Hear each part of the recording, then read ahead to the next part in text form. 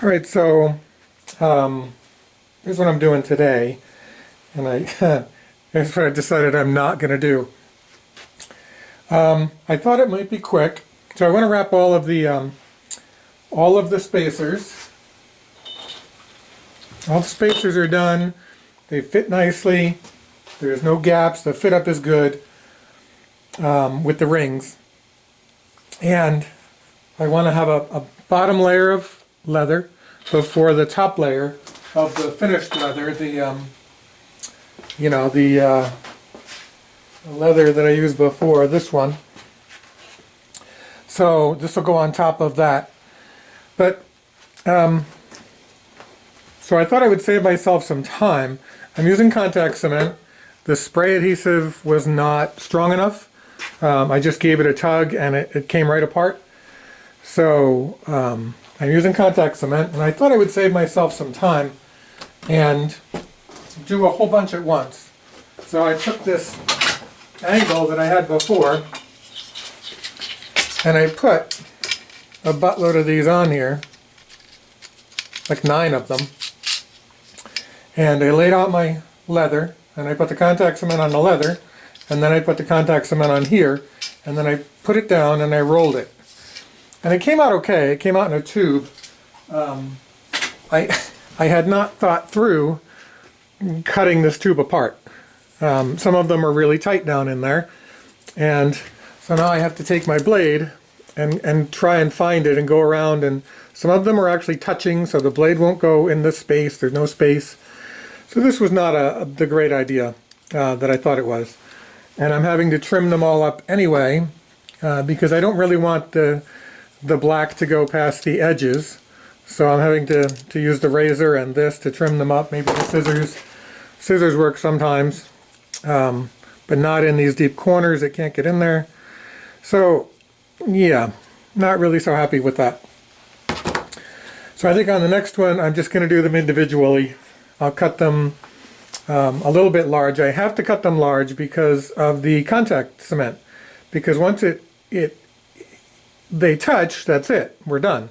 So if I put this down, if I cut it to the right size and I put this down just a little bit off on either way, it's not going to fit. It's going to have bare metal and it's going to stick off too much on this side.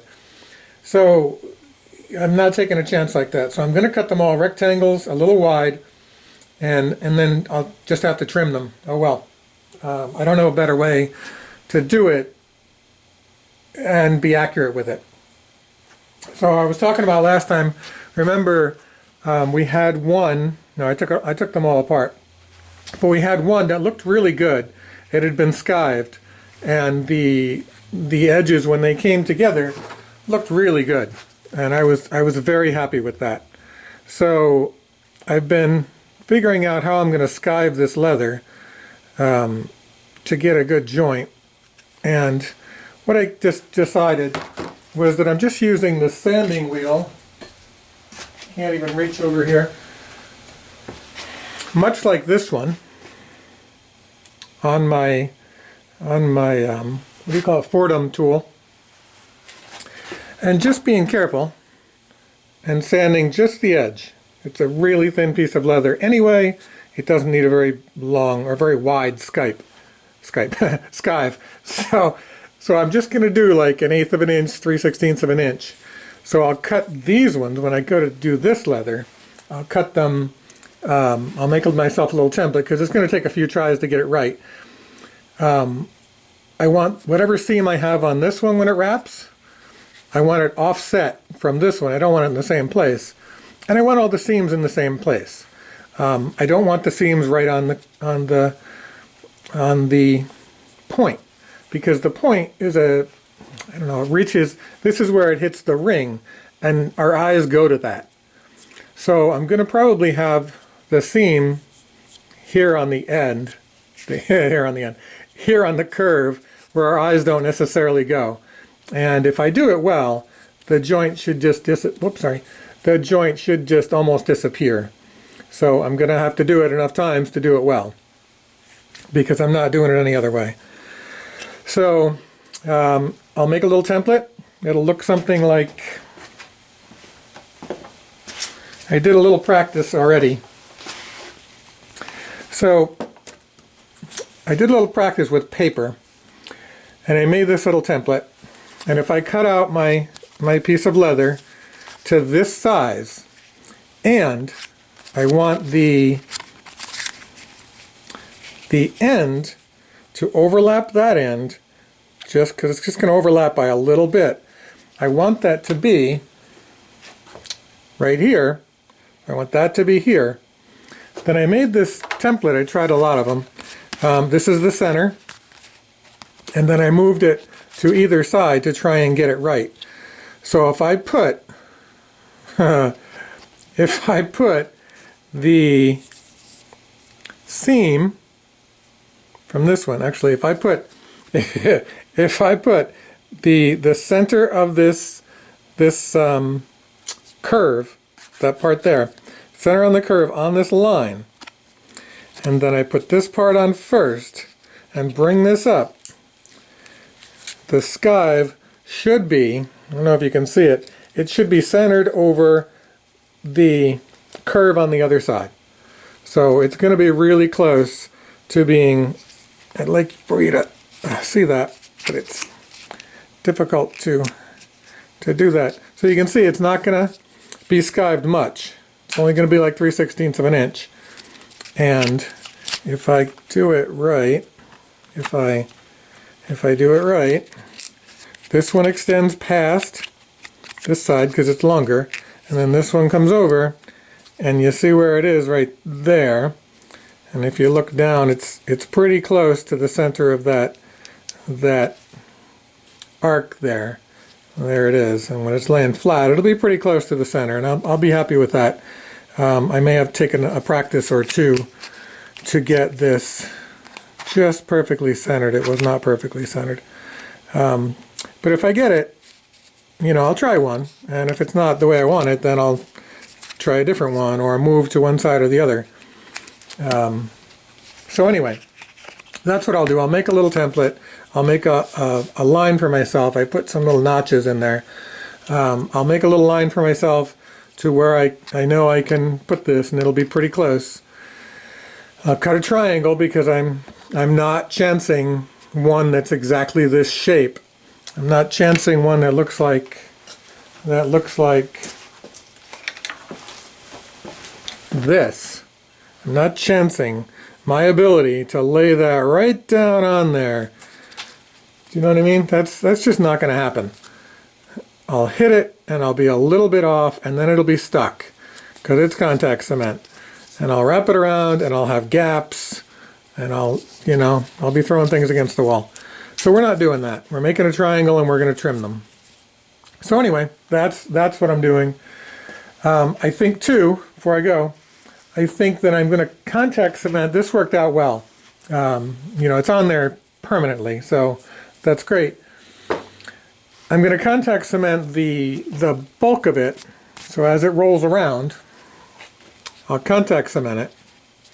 But when it comes to the skive, I think I'm going to leave the skive not contact cemented. So everything on the bottom here, right up to the skive, will be contact cement. And then this will attach, so I'll start here, and it'll come around, and everything, and let's pretend that there's my edge. So this skive here on this edge will not be glued, and this skive will not be glued, and so everything else will, and they'll come together. If I do it right, they'll come together, and there'll just be the skives left. This will be flat, glued on, and the skive will come up, and I can lay it down over, and it should pretty much disappear. Like that. Even that's just disappearing. And the other side isn't even skived. So, I'll be happy with that. So I'll have this little skive part sticking up, unglued. And then I can try either the Goop or the E6000. I think I'll try one of them, and I'll just apply it there very carefully and then lay it down and glue it. Because I think if I do it any other way, if I try and put contact cement on the skive, I don't know. I don't trust it. I don't trust myself. I don't trust, because I make so many mistakes. So I think that's the way I'm going to proceed, but I'll do a couple of test ones and then I'll show you what I find. All right, I don't know if I can get this so you can actually see it, but I thought I would show some of the skiving. I've done a few of them. It's not as difficult as it could be, although, you know, this isn't as thin as it could be. In fact, I might go over that one again. Some of them, I did the first few on some of the worst pieces of leather, the ones with the wrinkles, just to practice. And I found that I can, well, obviously I can go too far. I can go so far on this side that you can see it on that side. And that's no good because this is the top side. So luckily I only got it over here. But this is one of the wrinkled ones anyway. So most of them come out okay. They're not very wide like I wanted them. And they're not too fuzzy, although there are a ton of fuzzies. So I'll put that one aside. So I was just starting this one and I said, all right, let me video this. Oh man, my hand is going to be in the way. Let me move you around. All right, let's try that. Although the Fordham shaft is going to be in the way, but that's okay, I hope. So I'm glad that I cut them longer than I needed because it gives me someplace to hold, you know, to pull it kind of taut. So I do the outside anyway, just to practice on each one.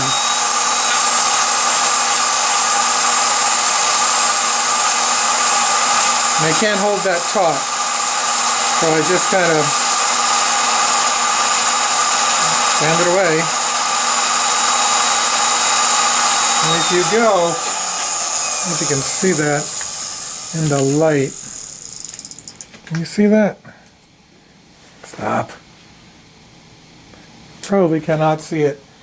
I'm looking through a magnifier here. If you go far enough, you can see it gets kind of, so you can see through it. And that's, I think, a little too far, a little too close for comfort for me. Although it might make a great skive. So I'm going to keep going, a little lighter.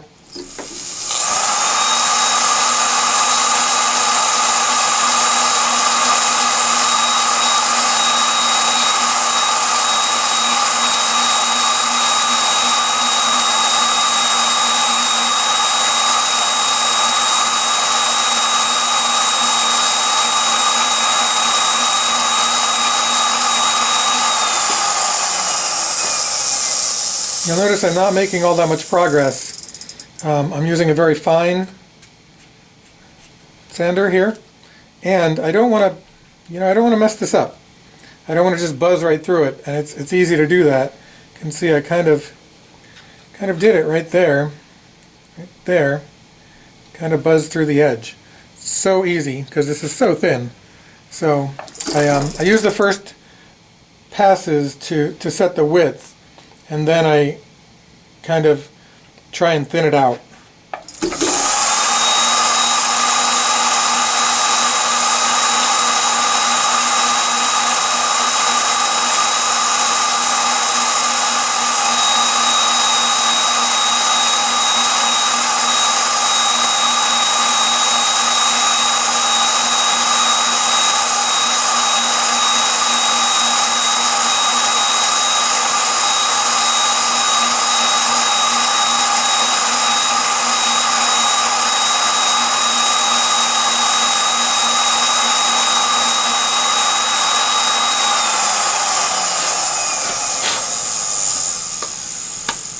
This is the part that goes inside, so it's not that critical, but I burned through again there. So this is the part that goes outside. So if we burn through here, we screwed up that piece.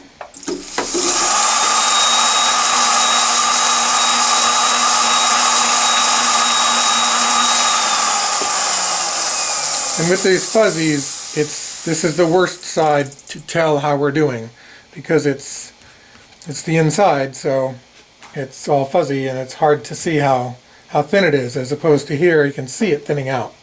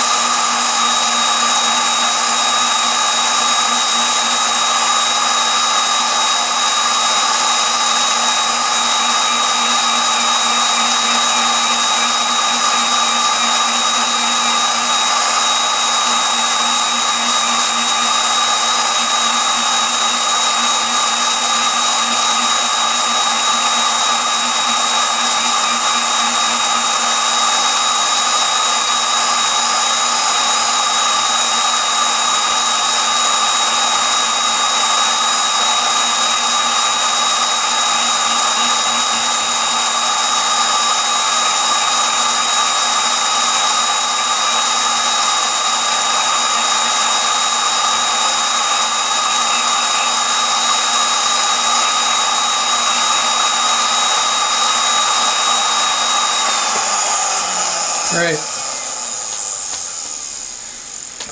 So you can kind of see some fuzzies. Am I on frame? Let me come back. So you can get in the light here. You can kind of see those. You can see those fuzzies, and you can kind of see how thin it's getting, because you can see. I don't know if you can see it here. But when you're doing it in real life under a bright light, you can see the color change, the shade change. And it really goes from, is that better? It goes from dark to lighter, and then it goes to very light at the edge when you're getting very thin. So I'm not even all that thin. So I'm going to make one more pass, but I don't want to, burn through the edge. So I'm just going to go one more pass. This is thin enough. So right in the center part.